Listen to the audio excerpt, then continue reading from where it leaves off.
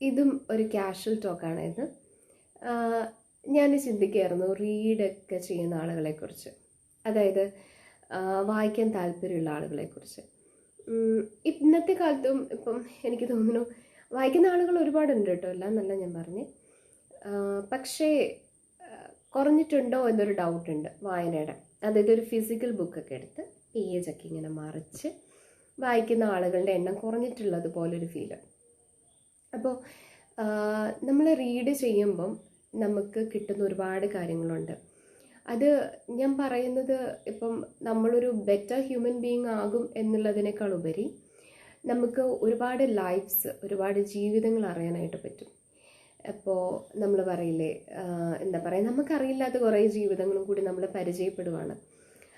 അതിലെ സങ്കടങ്ങൾ, സന്തോഷങ്ങൾ, അതിലെ പ്രശ്നങ്ങൾ, അത് പരിഹരിക്കാനുള്ള മാർഗങ്ങൾ നമ്മൾ തേടുന്നത് തുടങ്ങി.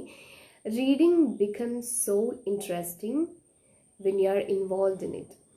അപ്പോൾ റീഡൊക്കെ ചെയ്യുന്ന ആളുകളാണോ നിങ്ങൾ? ഞാനിപ്പോൾ നമ്മുടെ ഈ ഒരു സ്പേസ് എന്ന് പറയുന്നത് റീഡേഴ്സിനെ ഉദ്ദേശിച്ചിട്ടുള്ളതാണ്.